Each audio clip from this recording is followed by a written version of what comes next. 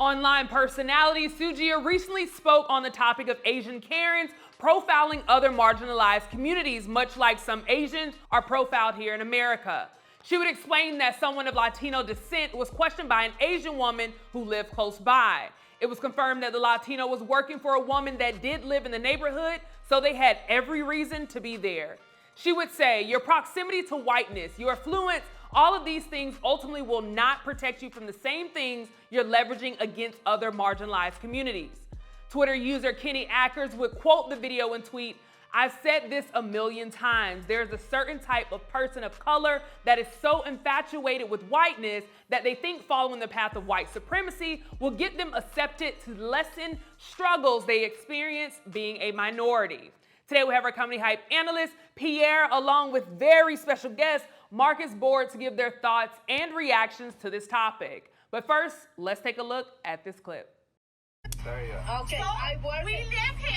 Okay, so Why are you I love that question. Why is she recording you? I don't know, because she feels fucking unsafe because you're harassing her. Nothing makes me more frustrated than watching Asian people do to other marginalized communities what is done to us all the time. You don't belong here. Get out of here. Go back to where you came from. Like, are you fucking serious? Even after this Latino, I think their mother and son have established that they are working in that neighborhood for this woman, they have a reason to be there. That's why they're there. They're still upset and they're still harassing them. Your proximity to whiteness, your affluence, all of these things will not protect you from the same things that you are leveraging against other marginalized communities. The thing that really, really bothered me is watching her apologize to this white woman for this, like, why are you apologizing to her? You should be apologizing to the people you're fucking harassing. And if you don't think that the people in that neighborhood haven't said the same things about you behind your back, you're fucking insane. I'm so disheartened to see this, and I'm truly sorry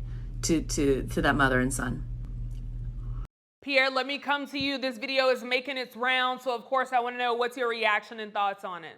Sujia, the lady who's speaking, spoke a lot of facts there. But look at that lady. She's not the Asian woman that, the Asian person that, really gets the heat from people, white people. We're talking to Asian people, behind the counters in stores. She looks like she's an affluent Asian, so she forgot that she's Asian. I think she believes that she's white too, because first of all, she's in a nice neighborhood with white folks. Look at the little spandex, little outfit. She's walking her kid and stuff. That's not the Asian that gets so, pushed and marginalized. The ones that are working in those stores and so forth. She thinks she's better than those Asians. You know what I'm saying? At the end of the day. She thinks she's an uppity Asian, and I like the fact that that lady, recorded her and got, we got to see what she looked, how she acted, and hopefully she feels some kind of way. It probably doesn't. It probably is gonna be, rolled off her shoulder. But she should damn sure apologize to the Asian lady. And like I said, sometimes people, even us Black people, we get to a place where we're in a certain class, we forget that we're Black sometimes. Some of us, okay, Clarence Thomas. But you get what I'm saying, It's like, bring your ass back down. Hey, that skin color, you just think because some people have accepted you, that all people accepted you. And no, they haven't. So damn that lady, that Asian lady. Yeah, kudos to you for there. Let me bring in Marcus. Marcus, thank you so much for joining us on this. I think this may blend with what we're going to talk about a little bit later, but I want to get just your reactions. When you saw the video, what were your thoughts? I mean, yeah, skin folk ain't always kinfolk. And so it happens with Asian people, it happens with Latinos and Latinas, it happens with Black folk, it happens with white folk. I think Pierre hit the nail on the head. There's some class politics happening here that still intersect with race. Race still matters, but so does class. And the way that people think that they can line themselves up with whiteness and somehow then live a life that doesn't have any issues, or where they have all the power, or where they can control things. I think they're just delusional, but they've been living in that delusion for a long time, and they're gonna keep that power until we take it. Mm-hmm. Yeah, now, one thing that I do know, just personally, and Marcus, maybe I'll start with you here, and then Pierre, I'll work backwards. When I was working in the medical field, right, not even just Asians, I had Hispanic people that would come to the front desk, and I would be helping these offices. And when they check in, they would check in and put that they're a white person. And so I would let them know, like, hey, we actually have an option for, Hispanic. And I was told multiple times, like, hey, no, actually, I was told when our family came here that we always put white. We always, list ourselves as white, even though visibly you can see they're of Hispanic descent. So let me start with you, Marcus. Why do you think we see marginalized groups, specifically in this situation, an Asian American talking down on another marginalized group, when history has shown that white people have marginalized them and still do to this day? I was doing some research and they used to call Asians unclean and unfit for citizenship in America. So that's something that we still see. Pierre mentioned, the person behind the counter that may not speak fluent English, it's always, hey, go back home, or you don't belong here. Why do you think we see things like this from the video, Marcus? Oh, there's levels. So I got a homie named Deb Thompson who did a lot of work on the census. So the reality is when immigration kind of started, particularly the Hart-Celler Act in 1965, basically they brought in a whole bunch of people, and that eventually got turned into the typical racist and sexist things that immigration and American policy do. And so it turned to only bringing in people of a particular class background to the country or from white countries. So this is when Donald Trump was saying shithole countries. So basically they brought people in, and the census didn't really have a broad understanding of race enough to be able to have the categories. So when Arabs were coming to the US, Asians were coming to the US, all these folks were coming and they were called white after that point. Now, rewind a little bit, when the Italians and the Irish were coming, they weren't called white, right? They had to be integrated into whiteness. So that was a process that happened that really changes the way that we understand people's presence in this country. And it's very challenging to be able to help the next generation move past some of those things that first generation immigrants have to go through. And so that's something we saw during the movement, where a lot of Asians wrote letters to their elders, showing their respect in their language, but also saying, this is why we need to be supporting Black people right now. So just like Sujia is posting this video, there's a lot of support among Asian Americans, among Latinos, among white people and Black people for justice, for revolution, for change. But then there's always gonna be those people who say, well, look at the power, I want some of that so that I can feel safe in the world, even though they're lying to themselves. So let me They're not ask you, safe for me. right, Marcus, let me ask you this, and Pierre, I'm coming to you, I promise. Marcus, have you ever been in a situation where you maybe experienced that an Asian or someone of a marginalized group felt like they felt, that they were better than you, especially because of the seat that you're in, because of the education and information that you have, and you're always so knowledgeable? Have you ever experienced that from another marginalized group? Of course. Yeah. I mean, there aren't any spaces where people are vying for power, and academia being one of them. I know you all know in the entertainment industry, there aren't any spaces where people want to be there that they're not trying to push somebody else out, right? So like those type of experiences are extremely common. What is less common, however, is me kind of getting told that my biases and my misunderstandings about these different communities is actually getting in the way of me being able to do the work that I'm trying to do. So I've had multiple people come up to me and really break it down that like the Asian community is diverse. And if you don't live in one of the places where they have large clusters of Asian Americans, in California and New York in particular, then you may not get the right image or picture of what the broader community looks like. You might think all Asians are wealthy and well off or highly educated. You might think that, different groups of different people from different places are going to have very similar experiences. The reality is Asian Americans deal with significant colorism, as Pierre was pointing out, right? So Southeast Asians in particular get a lot of flack. Asian American, like their communities, when they have trouble, actually don't get the support and benefits they need. And so we'll talk about it a little bit later with this affirmative action case, but like there's a lot of moving parts here, and we need to kind of be in the conversation in order to be able to let our feelings be heard and known. Absolutely. Pierre, let me bring you in. We talked about this not too long ago when Ben Baller talked about, it not being equal when we saw that Stop Asian Hate bill come out. Now here's another situation. Pierre, same question to you. Why do you think we see some Asian Americans or other marginalized groups feel that, white is superior when history has shown that, white people aren't, some white people aren't always as opening and welcoming to these marginalized groups? Well, let's be honest. No, nobody wants to struggle. You work hard so you're not struggling. Your family's not struggling. You don't want to struggle. Nobody wants to be part of a struggling group. So when the Asians come over here, whoever comes over here marking white, they want to align themselves with a group that's doing better. At least looks like they're doing better. White folks seem to be doing better in America than other people. At least the images that are put out there to, across the world. So when people come in, they're like, man, why would I want to put Black or Asian? That's not a good look. I don't want to be part of that group. I want to be part of the group that's doing well. And I think that's why maybe they put, white down instead of their own nationality. You want to get in where you can fit in, which is going to be better than where you at. So I can understand that part. But like Marcus said, there are so many that white people aren't really doing well too. There's some white people who aren't doing well, but they think that the image that's shown is the only image. And there's, white people who don't like you as an Asian and aren't doing well. And there's some folks but white America has shown their image being so great so much that everyone thinks that. I remember going overseas at times, man.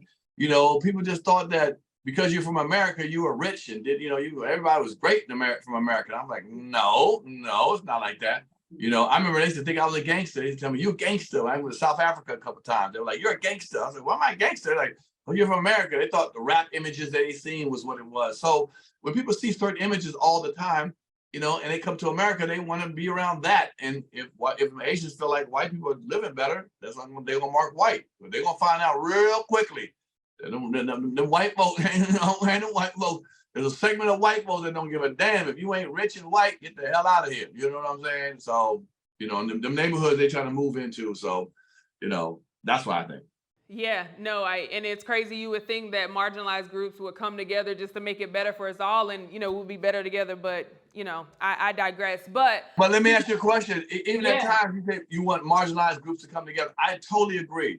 But I know there's some people who say Black people say no one else getting shit until we get ours. They don't even want to join to the LGBT community, to the other communities. They're like, if we don't get all our shit first, then we don't want to help no one else out. So, like you said, I think all marginalized groups should get together and fight who you need to fight, not fight amongst themselves. Yeah. Sometimes we fight amongst ourselves. Black folks will say, I ain't supporting nothing else. This is Black. If they got anything else with something else, handicap, LGBT, blah, blah, blah, I ain't supporting it. Come on, dude. Get it all together and beat the big system. Don't fight amongst ourselves. They got us doing what they want us to do. Fight amongst ourselves. Fighting whiteness is a lifelong mission. It's something that you have to do every day and every step. You have to dissect it yourself. You have to, for example, as an abolitionist, one of the first steps that everybody takes is to get the cop out of our own head. You got to get the white man out of your head too. And that takes work. That takes community. That takes reinforcement. That takes support. That takes opportunities like we have here at Comedy Hype News. Right, you have to really take every step and every opportunity you can to get it out. So this is something we tried to talk a little bit about, and we almost got there last week when we were talking about ways to deal with crime and violence in Black communities and the ways that we're set up to do it, is that we can and must work with the system in some ways, but we also have to do community work. And so you can't change anybody's minds about this stuff without actually knowing them. We have to build these very real relationships. And everybody thinks that's kind of small potatoes, but the reality is who you know and how you navigate in your networks is going to change everything about the people who you love and about their lives. So that the only way to do it is to come together. As far as Asian Americans are concerned with affirmative action did disproportionately push Asian Americans out of space in colleges and universities. However, they weren't pushed out by Black people.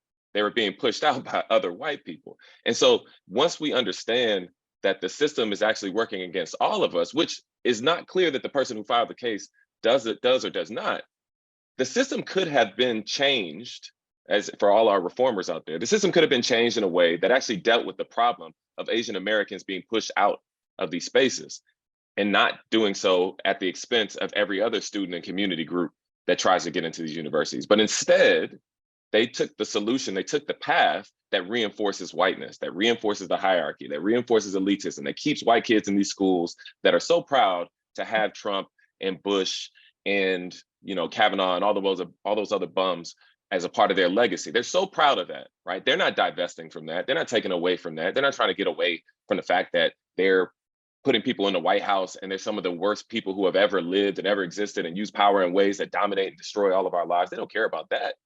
They're just happy that they have somebody to be able to bring them another $100 million endowment. And so I think pushing away from whiteness, if there's any silver lining here, the hope is that young people can start, and people in general can start going to schools where they're actually wanted.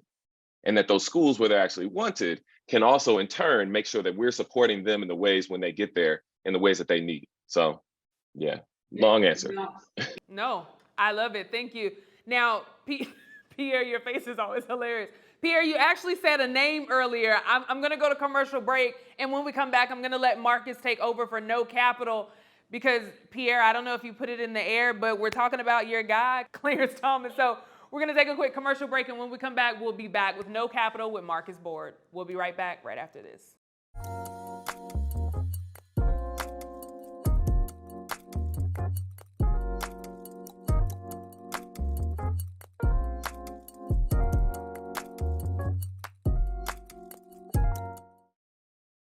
Welcome back. This is No Capital with me, Marcus Board, where we talk about politics here on Comedy Hype News. Today, we're talking about Democratic Georgia State Senator Emmanuel Jones, who surprised folks after calling U.S. Supreme Court Justice Clarence Thomas and Uncle Tom. This is in response to Republican Georgia lawmakers trying to install a statue of Thomas on the state capitol grounds in Atlanta. During his speech, Jones would detail the history of Uncle Tom's and define them as someone who would betray their own community. He said that some of Thomas's policies have suppressed the achievements and accomplishments of people of color, which is why he could only think of that term to express his dissatisfaction.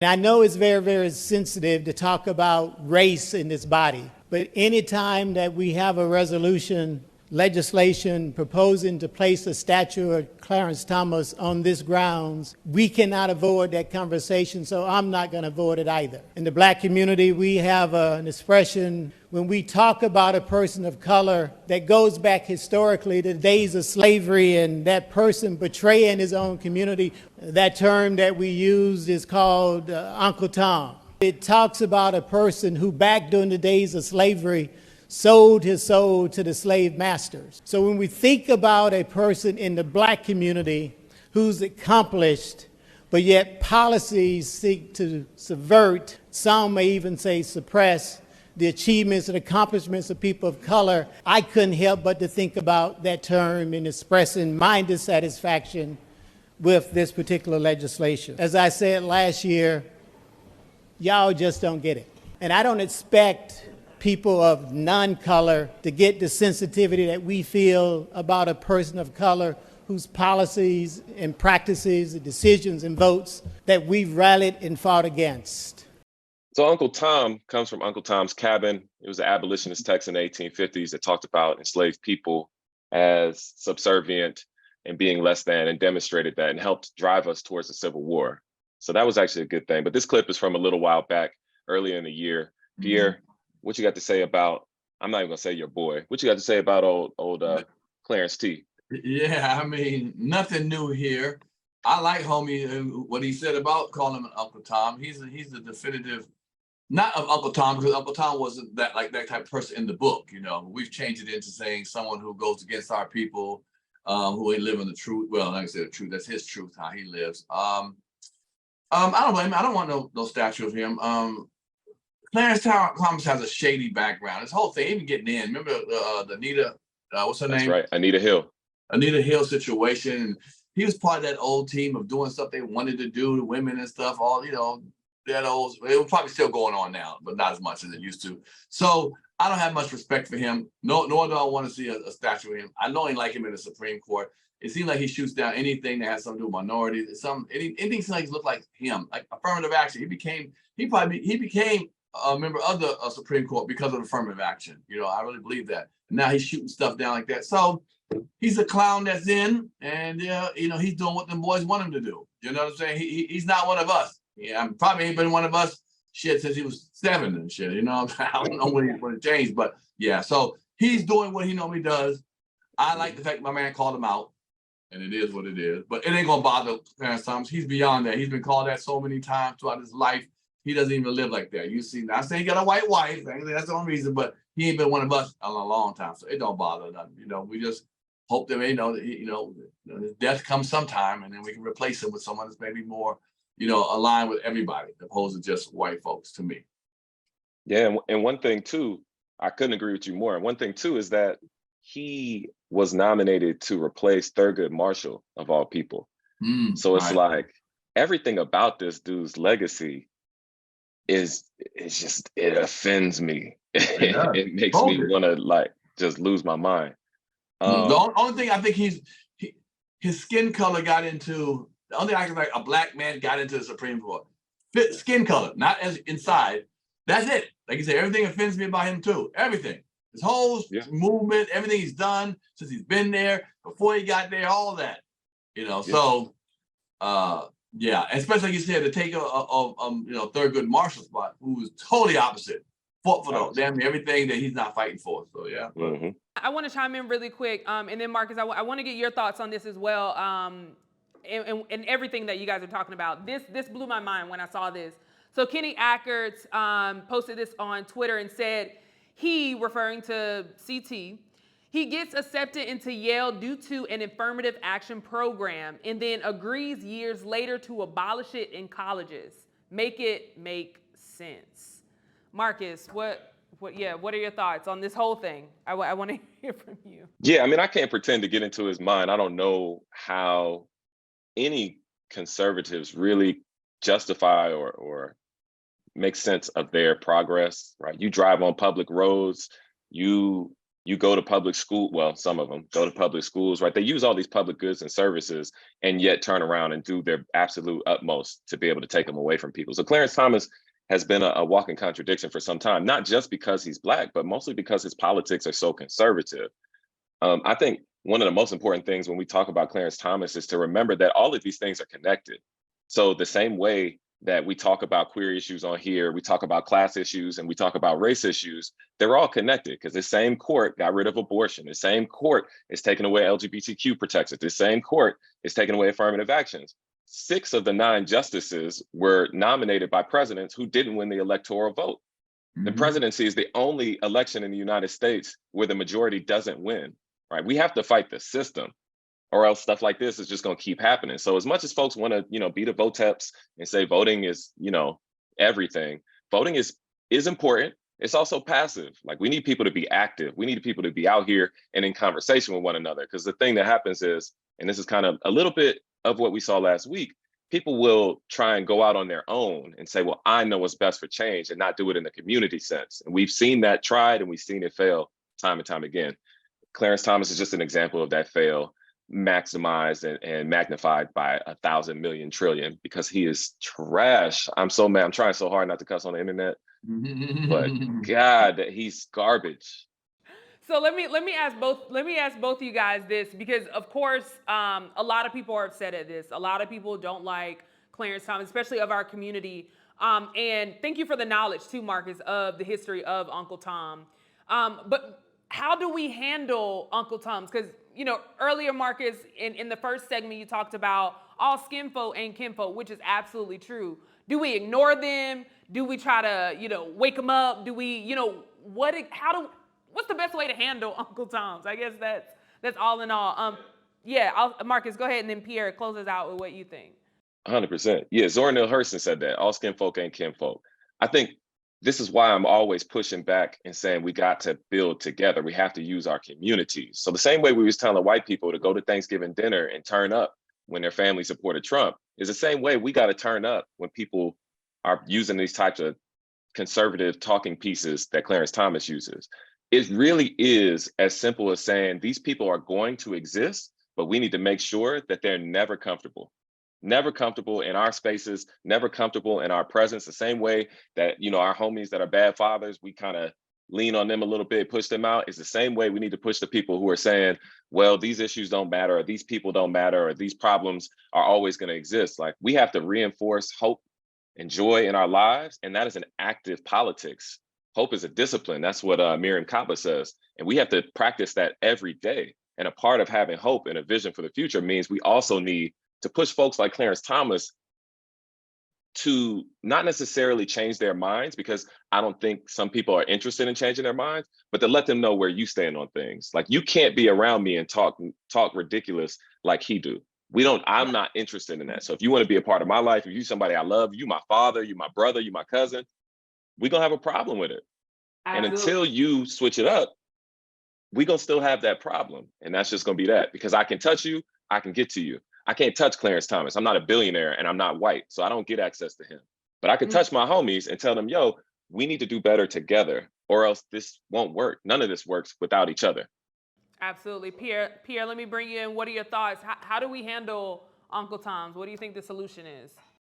I mean, well, I wish I went first. I mean, Marcus perfectly said it correctly.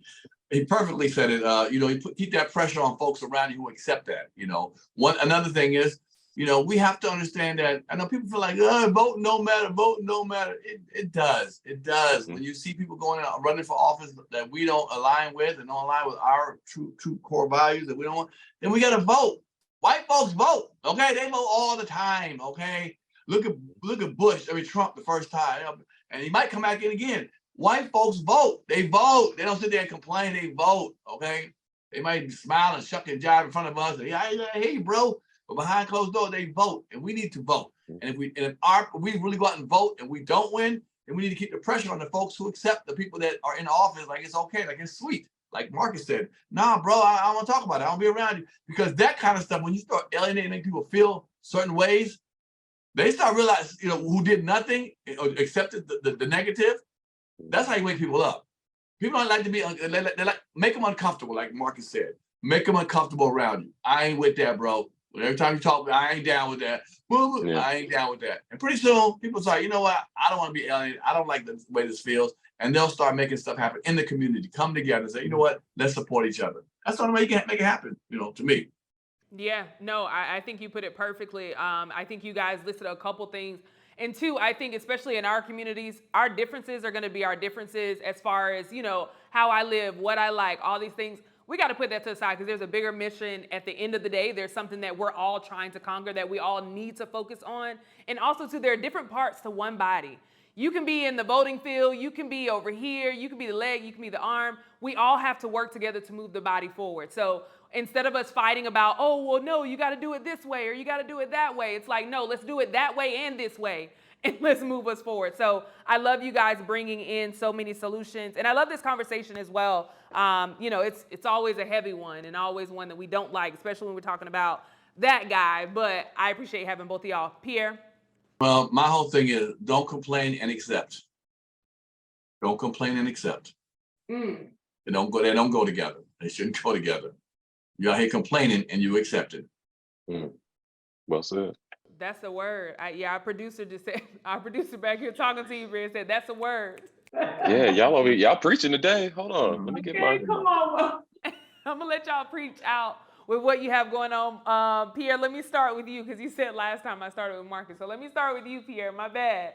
Pierre, what do you have coming up? And of course, how can people follow you? This week we got on Panic Room, we got Angela Stanton King. She's very controversial. I had her a couple of times before. It was fun. She's a Trump supporter, but she says a lot of wise things. I do enjoy being with her. Comic Pierre, if you want to, follow me at that Comic Pierre. And I just had a great week. Shout out to everybody who came for the Comedy Hype News Live event. That was off the chain. It's worth seeing. It was packed out. It got a little fire started up, a little fire. Me and Dominique get a little fire. So I can't wait for it to air. People still texting me today who came to it on Tuesday and was saying how much fun they had and how much electric it was. So I think we might have something. Can't wait till we put it out, and we may take it on the road. I say it's taking on the road worthy. Let's put it that way. So yeah. I know, I agree with you as well. I definitely miss your presence in the studio. It's like I came in and I was like, there you go. It's empty again. I don't know. I can't wait to go on the road. No, it was a great time. But yeah, I had a great time. If you did not get to see it, we will be putting it out. You'll see it right here. So make sure you stay tuned for that. But before we go, Marcus Board, thank you so much for all your knowledge that you bring. What do you have coming up? And of course, how can people keep up? Yeah, thanks for having me. As always, y'all are amazing and wonderful, and I appreciate you making the space. You can reach me at marcusboard.com. I'm out in LA right now working with the Sawyer Scholar Program at UCLA, so shout out to them. You can reach me online at Prof. MBJ, Marcus Board Jr. And apparently I need to get on Spill because Twitter continues to be stupid. So I'll be on there eventually. So holla at me. Yeah, Twitter is, I've seen that as well. I've seen Spill. I haven't done much research on it, but I've seen a lot of people talking about it, so. They talking about you can only view 600 tweets a day or something like that, which is a lot, but also like, mind your business. Why they always ruining stuff? Elon. Who knows? I guess we'll see how that all unfolds. But as always, I appreciate y'all for chiming in on this topic. You heard from us. Now we want it from you in the comments below. For Comedy Hype News, I'm Symphony Thompson. Put it in those comments. Do you know the comedy culture? Play Comedy Hype, the game. Out now.